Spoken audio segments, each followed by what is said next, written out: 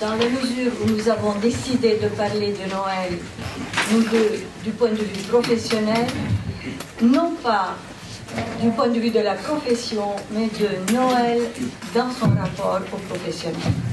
C'est un choix. Nous parlons de Noël dans les différentes organisations. Vous avez vu que l'entête du programme, je le répète, c'est Ardex qui a réfléchi, mais soutenu, accompagné par les trois organismes dans lesquels il est intervenu, c'est-à-dire le SNPPSI, syndicat des psychothérapeutes, la SFG, association de gestaltistes, et le CIFP, le centre de formation. Parlant de ces lieux, je commence par laisser la parole à Philippe Groer, en tant que président de SNPPSI, qui va nous parler de Noël dans le cadre de SNPPSI.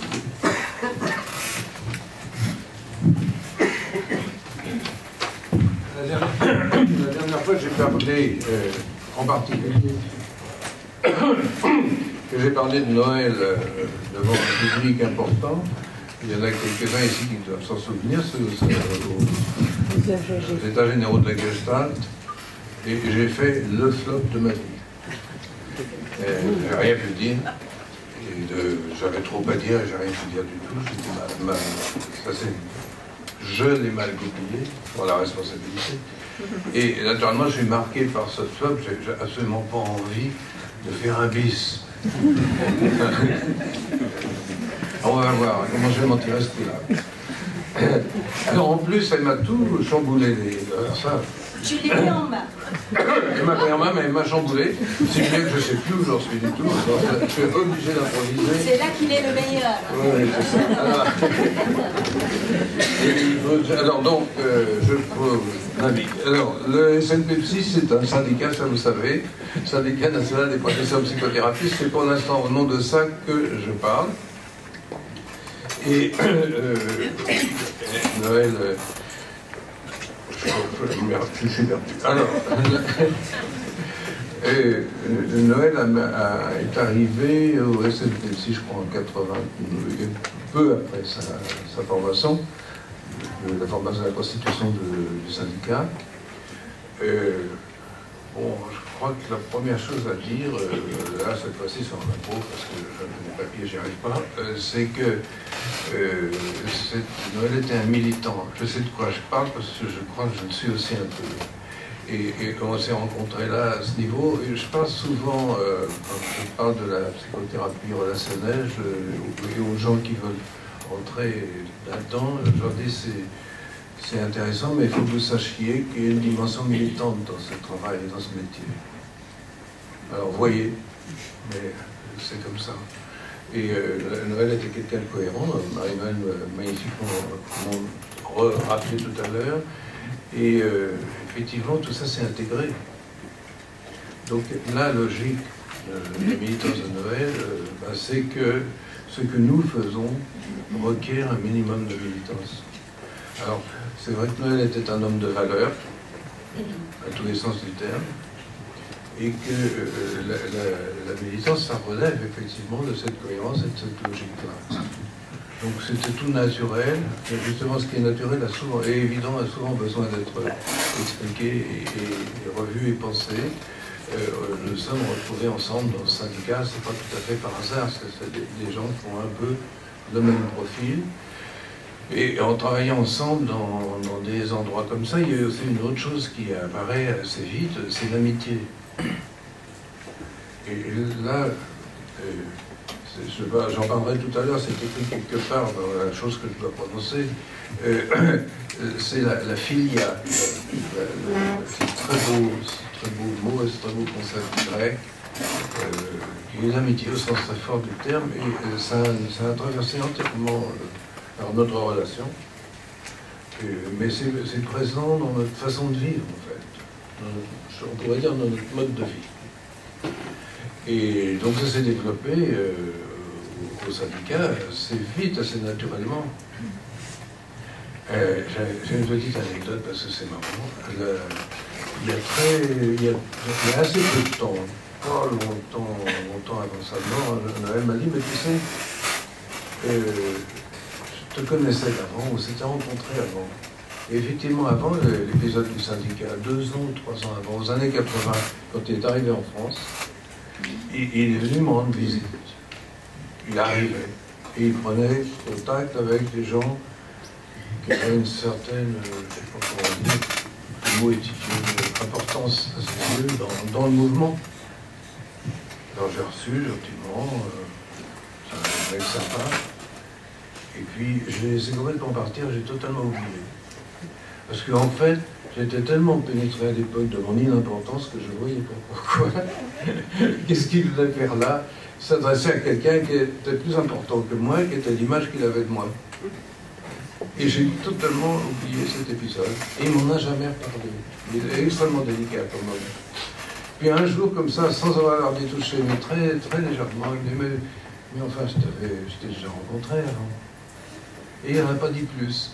Et j'ai dû reconstituer tout l'épisode bien après. Et ça donne une idée de la qualité de rencontre avec elle. Ça me touche beaucoup, cette espèce de rencontre à double détente. Une première, pas vraiment ratée, mais esquissée, je sais pas, et reprise après, sans avoir l'air d'y toucher. Et ça donne une idée de sa délicatesse, je pense. C'est pour ça que je le raconte maintenant, c'était pas prévu. Hein. Alors, parce qu'on a bien, on a répété. Alors, ça me fait rigoler parce que la chose à laquelle je suis plus sensible dans la Gestalt, je crois, c'est l'enseignement de Peirce qui dit « no rehearsal ».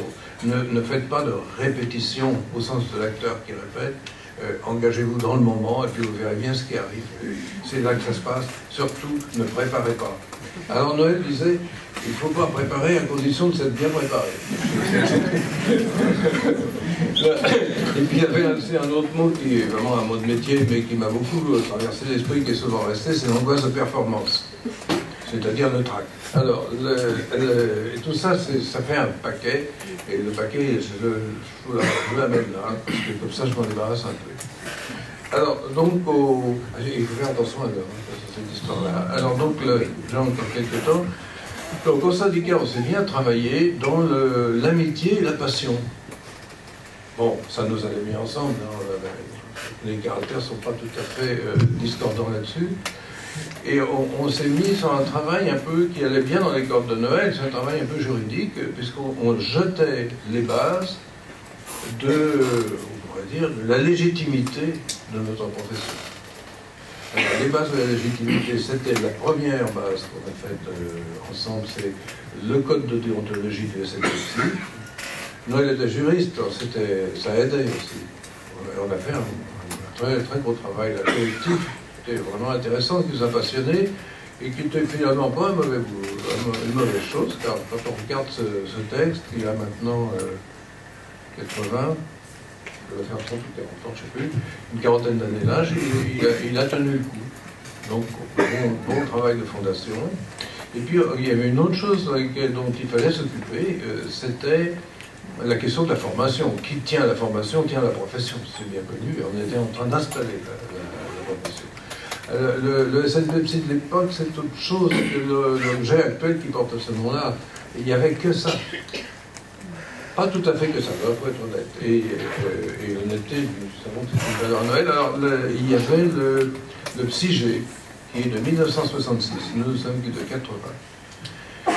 Et le PSIG, c'était bien.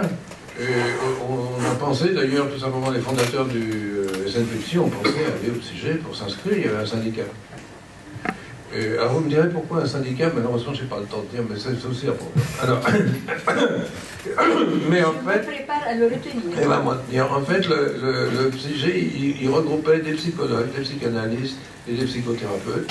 Et il y a eu un besoin organique, je dirais, structurel et structurant de notre profession, de s'affirmer comme les psychothérapeutes, tout seuls et tout court. Donc on fonde le SNPC, on commence à légiférer. Et le deuxième volet de la légifération, c'est de s'occuper de la formation. Là, j'étais se retrouver président, toujours président de quelque chose, alors, de la Commission nationale de formation. Et là, c'est une petite commission qui comprenait 4 personnes, c'est pas difficile à nommer. Et il y avait Serge Gingère, qui représentait à l'époque l'EPG et peut-être la SFG, je ne me souviens plus, parce qu'il faut regarder les dates de création de la SFG. L'EPG n'existait pas, il était au sein de l'IFEP, mais la SFG existait en 80. On t'entend quand tu parles comme ça, Ok.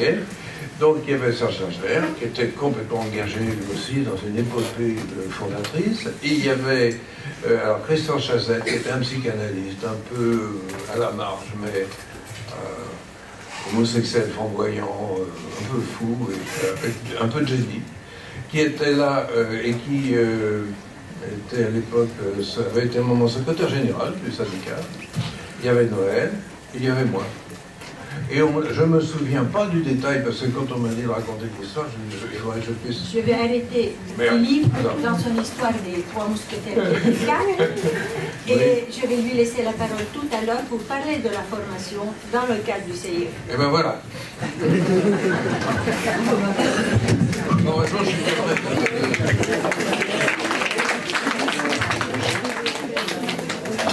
Alors, la SFG, Société française de Gestalt, ici, qui n'est pas une entreprise industrielle, même si elle s'appelle société.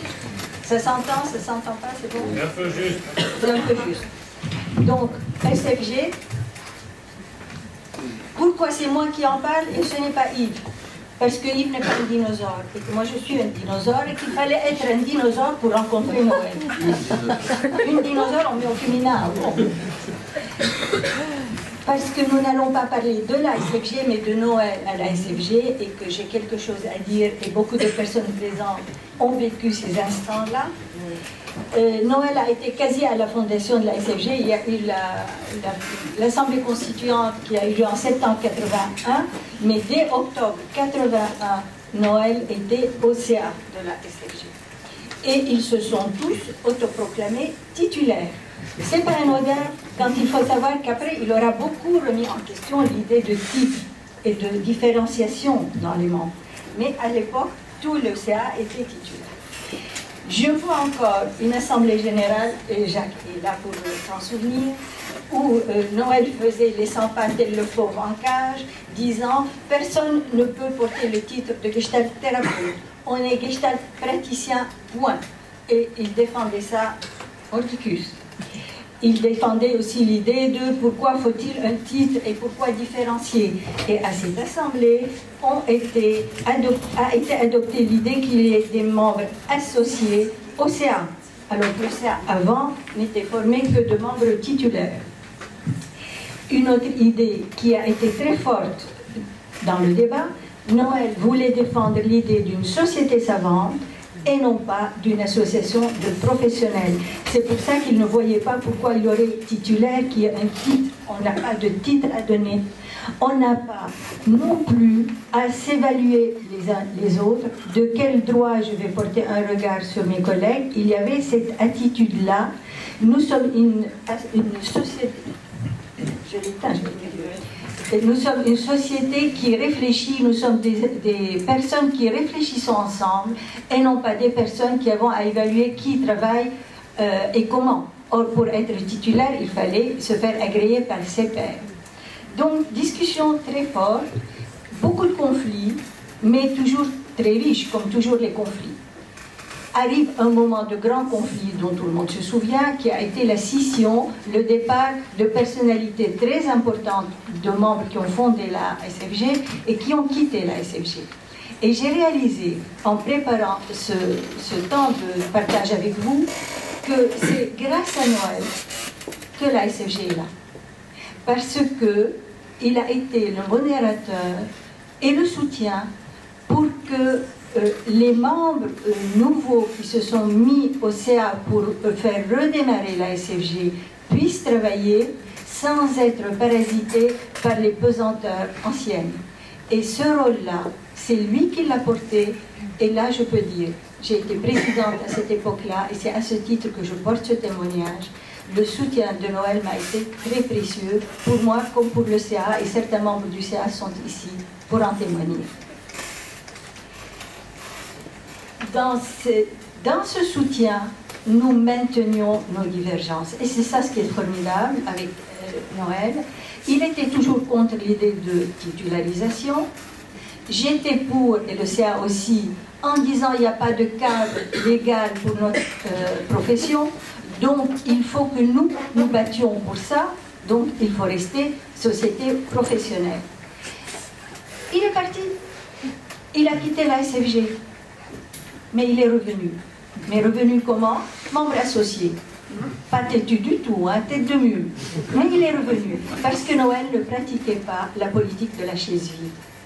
Il est parti pour dire quelque chose, et il est revenu retrouver sa place de parole au sein de la SFG. Et j'ai accueilli le Grizzly ce jour-là avec grand plaisir. Pendant ce temps, il faisait quelque chose avec Philippe Proer. Je lui passe la parole. Moi j'ai juste un souci, vous me l'avez confié. Évidemment, on confie toujours les gros soucis à moi, je ne sais pas pourquoi. Le souci que j'ai, c'est qu'il est moins 25. Donc, Philippe va faire ce qu'il n'a jamais fait, c'est un saut périlleux arrière et avant en 5 minutes. En 3 minutes, bon, Ben non, dans 5 minutes, j'arrête. Je fais un signe. C'est parti. vache. Tu peux m'appeler, pardon.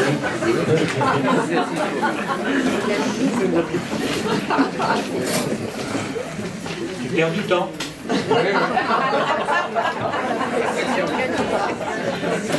C'est la minute de silence, c'est 5 minutes. La minute de silence, par contre, oui, oui. Plus que 4 minutes et demie.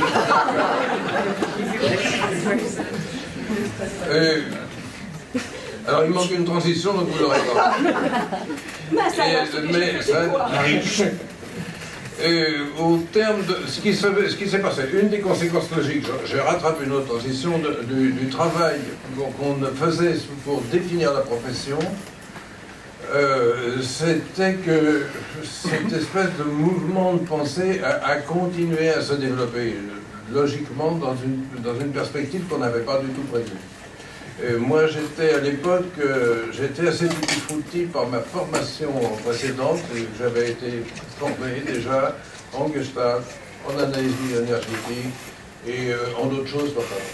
Et je me demandais, et j'avais été avant ça un pape du counseling pour ceux qui, les parents des dinosaures.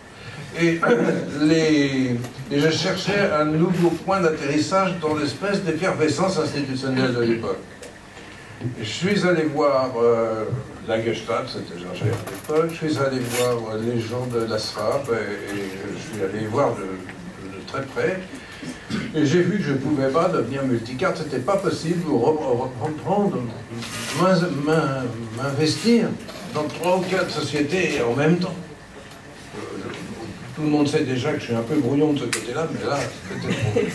Et alors l'idée m'est venue que, comme j'avais fondé aussi le CDPH avant, etc., l'idée m'est venue d'une école d'un type inédit, ça n'existait pas à l'époque, où ce serait diffusé en même temps, où allait se diffuser en même temps des savoirs différents. Et avec, dans le dialogue, les conflits, les machins, parce que ces savoirs ne sont pas forcément, ils jonctent pas nos rapports. Je leur fais plus court. Et il s'est trouvé que ce désir-là, j'en ai fait part à Noël et à Christian Chazet, et que Noël a tout de suite bien pris l'idée, parce que lui, il sortait du CIG, il sortait aussi d'une école qui transmettait, et quand je lui ai parlé de ce projet, il m'a dit oui, on y va. Et on y est allé. Comme je dois faire bref, on y est allé, vous n'aurez pas les détails. Et ça a donné le centre interdisciplinaire, il y avait plusieurs choses, de formation à la psychothérapie, car à l'époque, la psychothérapie, la seule et l'unique, c'était nous. Ce que... Oui. Oui. C'est fini? Encore 5 minutes? Non. Non. 5, 4, 3, 2. C'est fini? Encore 30 secondes pour vraiment pour te faire plaisir. Bon, pour faire plaisir, entendez, machin, truc. Prends la dernière page. On s'en va, c'est ça. Je sais même plus où elle Je prends la parole pour terminer, parce que je vais vous parler du plus important. C'est vrai que dans son exigence, Noël a quitté le CFP, trouvant que ça ne correspondait pas à l'exigence que lui avait de la formation, et il a commencé des groupes de supervision dans lesquels il pouvait passer son travail sur le livre de PHG de Goodman, et surtout, il avait la qualité qu'il cherchait. Ce qui donnera à la fin Artex, c'est-à-dire ce dernier groupe de supervision avec qui il a énormément travaillé sur les interruptions de contact. Et une fois qu'ils ont fait ce travail, il leur a dit, et je dis il leur a dit, je n'en faisais pas partie, il leur a dit, je n'ai plus rien à vous apprendre, nous allons travailler ensemble. Et très symboliquement, au lieu de continuer à faire ce groupe dans son appartement du 14e arrondissement, ils sont venus investir mes locaux, que certains d'entre vous connaissent, et nous continuons à les fréquenter. Le groupe Artex est né dans mes 4 murs et j'en suis très fière. Et je n'en dirai pas plus d'Artex, atelier de recherche sur les thérapies existentielles. Je préfère vous montrer quelques photos prises par notre ami Paul Moliex, ici présent, grand photographe devant l'éternel et bon portraitiste. Il y a cette photo du groupe Artex où il y a encore Chantal Masquelier qui faisait partie du groupe à l'époque, elle se retrouvera là. Il y a toutes les photos du groupe de l'époque, les portraits. Je laisse ici pour que vous puissiez regarder ça. Et à nouveau, il a à nouveau frappé, Paul Moliex, avec le groupe actuel, ici un peu flou, très mauvais, mais après de beaux portraits de nous. Je suis très belle ici et je vous le montre. Et vous pourrez voir, c'est l'exigence de cet homme, mais le plaisir que nous avons, nous, à continuer sa pensée dans la bonne humeur et beaucoup de sérieux malgré les apparences. Merci.